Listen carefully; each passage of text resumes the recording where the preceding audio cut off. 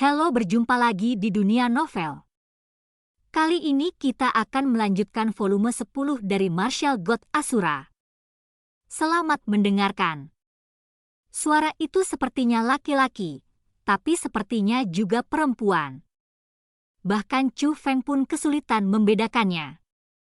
Tapi dia sangat tidak dewasa dan galak. Saat pedang itu membuka mulutnya, Chu Feng sangat gembira. Ini adalah pedang Asura. Dengan kekuatan yang ditunjukkannya, meskipun palsu, pasti akan sangat berguna di masa depan. Tapi kegembiraan Chu Feng tidak terlihat, tapi bertanya, "Kenapa?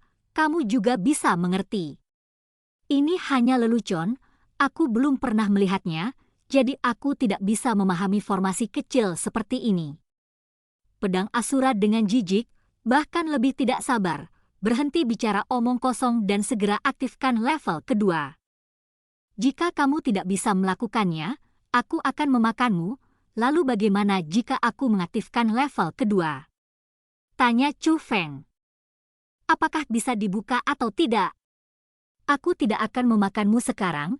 Setelah pedang Asura mengucapkan kata-kata ini, Dewa Pedang sedikit gemetar, dan api hitam hanya muncul sedikit, tapi Chu Feng merasakannya, yang cukup untuk melenyapkan kekuatannya sendiri. Membuka, Chu Feng tidak berani mengabaikannya, dan dengan cepat mengerahkan kekuatan spiritual di tubuhnya lagi untuk dituangkan ke dalam formasi gerbang. Segera, formasi di gerbang itu berkedip-kedip dengan cahaya, dan kekuatannya jelas lebih kuat dari sebelumnya. Bahkan seluruh gerbang tertutup cahaya. Level kedua telah berhasil dibuka. Namun meski begitu, Chu Feng tetap tidak membuka pintu, melainkan menatap pedang Asura. "Bagaimana?" tanya Chu Feng. "Buka lagi jika kamu punya kemampuan," kata pedang Asura sambil membawa pedang. "Apa manfaatnya? Atau hanya tidak memakanku?" tanya Chu Feng. "Jika kamu bisa melakukannya, kamu tidak akan memakan kekuatan mentalmu lagi. Tetapi jika kamu tidak bisa melakukannya, raja ini akan tetap memakanmu," kata pedang Asura sambil membawa pedang. Chu Feng tersenyum ringan. Itu kesepakatan. Setelah kata-kata itu jatuh, Chu Feng terus mengubah formulanya, dan dengan kekuatan spiritualnya yang agung, dia terus menyerang gerbang. Namun segera, wajah Chu Feng menjadi jelek, meskipun kekuatan mentalnya berbeda dari orang biasa, namun lebih agung. Namun hal ini tidaklah terbatas. "Jika tidak, saya tidak lagi takut pedang Asura ini akan menelan kekuatan spiritual saya." Chu Feng telah mencapai batasnya, tapi dia masih bertahan. Di mata banyak orang, gerakan ini sama saja dengan menari di ujung pisau. Entah akan terkejut sebagai makhluk surgawi atau mati di sini. Tapi dari sudut pandang Chu Feng, dia tidak berjuang untuk hidupnya, tapi menyusun strategi. "Lepaskan!" Tiba-tiba, Chu Feng berteriak keras, dan setelah kekuatan spiritual yang luar biasa agung dilepaskan, kekuatan spiritual di tubuh Chu Feng tidak lagi dilepaskan. Pada saat ini, Chu Feng juga sangat lemah dan setengah berlutut di tanah, tetapi matanya selalu menatap pintu dan kekuatan mentalnya yang terakhir. Meski berkeringat deras dan badan gemetar, telapak tangan pembuat formula ajaib itu tetap kokoh seperti batu. Di bawah desakan Chu Feng, kekuatan mental terakhir seperti seekor naga memasuki laut. Ketika sudah terintegrasi seluruhnya ke dalam gerbang, terjadi juga keributan di atas gerbang. Cahaya dan kekuatan yang lebih kuat muncul dari formasi, bersinar ke segala arah. Chu Feng, sudah selesai. Melihat pemandangan ini, senyuman muncul di sudut mulut Chu Feng, dan dia segera melihat ke arah pedang Asura. "Sepertinya aku akhirnya bisa kembali ke ruang roh duniaku kapanpun dan dimanapun." "Performanya tidak buruk, tapi tidak buruk," kata pedang Asura. "Bahkan jika tidak apa-apa, itu tidak buruk." "Bolehkah aku menanyakan sesuatu padamu?" tanya Chu Feng. "Katakan," kata pedang Asura. Karena kamu berasal dari dunia roh Asura, kamu harus mendapat informasi yang cukup. Apakah kamu tahu cara menyembuhkan temanku? Tanya Chu Feng. Apa yang dimaksud Chu Feng secara alami adalah Egi. Meskipun dia mungkin tahu metode merawat Egi, Chu Feng masih tidak tahu. Pedang Asura ini memberi Chu Feng perasaan bahwa ia memiliki kekuatan magis yang besar, mungkin ia tahu metode yang tepat. Tidak bisakah kamu melihat siapa aku? Raja ini hanyalah pedang. Mengapa pedang digunakan? Pedang itu untuk membunuh orang. Kamu sebenarnya mengharapkan pedang untuk membantumu menyelamatkan orang.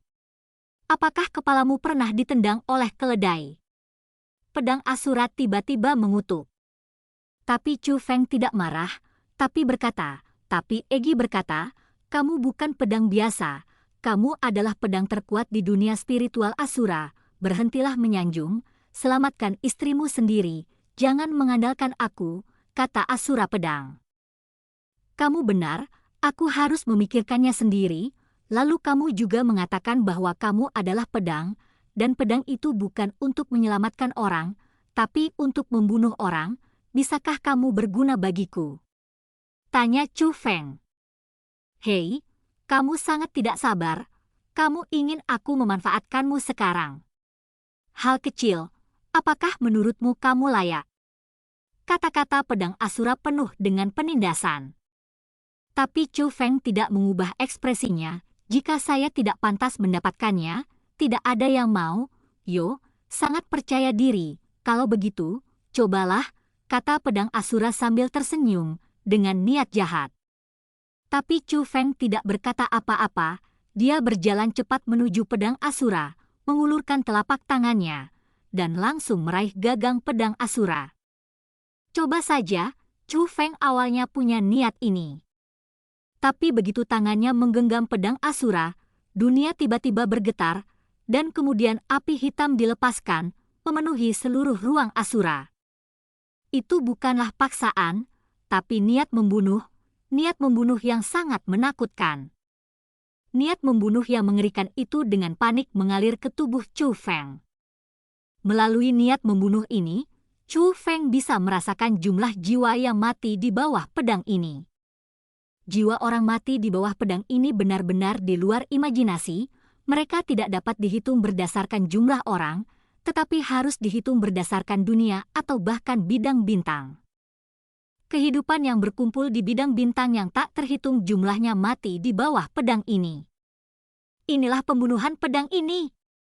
Niat membunuh ini memang bisa mengganggu pikiran, namun bisa membangkitkan niat membunuh Chu Feng yang berpotensi membuat Chu Feng marah. Chu Feng juga kaget. Namun yang mengejutkannya bukanlah niat membunuh itu mengganggu pikirannya. Tapi dia bisa merasakan sesuatu yang lebih dalam. Pedang ini sepertinya hanya dilepaskan satu kali. Hanya satu pedang yang bisa melenyapkan begitu banyak nyawa? Ini di luar imajinasi. Menurut kognisi Chu Feng, pedang ini pasti memiliki energi pedang yang mencakup ratusan juta mil. Hanya satu pedang yang menembus sungai surga, tempat energi pedang lewat, bidang bintang yang tak terhitung jumlahnya menjadi abu. Kalau tidak, bagaimana dia bisa membunuh begitu banyak nyawa dengan satu pedang? Sebagian besar pedang ini bukanlah palsu, melainkan asli. Kalau tidak, bagaimana bisa begitu buruk? Tapi setelah kaget, Chu Feng sangat gembira. Sekalipun senjata semacam itu tidak dapat mengerahkan kekuatan aslinya, senjata itu masih cukup menonjol dari yang lain. Ada harta tak ternilai yang tak terhitung jumlahnya di dunia ini, tapi semuanya akan hilang di depan pedang ini. Inilah harta karun yang tak ternilai harganya, harta karun tertinggi yang sesungguhnya. Tidak heran pedang ini mengaku sebagai raja, dia memiliki kualifikasi ini. Dalam ekstasi, Chu Feng juga berjuang melawan niat membunuh. Setelah konfrontasi ini berlangsung beberapa saat, niat membunuh mulai berhenti menyerang tubuh Chu Feng. Chu Feng melihat lagi dan melihat bahwa ruang roh dunia telah dikembalikan ke keadaan semula, dan semua niat membunuh telah ditarik dalam pedang ini. Sedikit keahlian, tapi jangan banyak, jangan sombong, karena kamu masih tertinggal jauh. Pedang Asura berbicara lagi, nadanya masih arogan. Saya tahu jalan saya masih panjang, tetapi bisakah Anda menunjukkan jalannya? Tanya Chu Feng. Dia ingin mengetahui cara mengendalikan pedang ini. Tapi pedang Asura tidak menjawab. Chu Feng bertanya lagi dan lagi, tapi pedang Asura masih tidak menjawab. Chu Feng mengerti bahwa pedang ini akan berpura-pura mati. Jadi Chu Feng mencoba mengayunkan pedangnya, tetapi ternyata dia tidak bisa mengayunkannya sama sekali. Pedang itu melayang di depannya, tapi sulit bagi Chu Feng untuk menggoyangkannya sama sekali. Sepertinya sudah jauh ketinggalan, Chu Feng menertawakan dirinya sendiri lalu melepaskannya. Lagi pula, ini juga normal.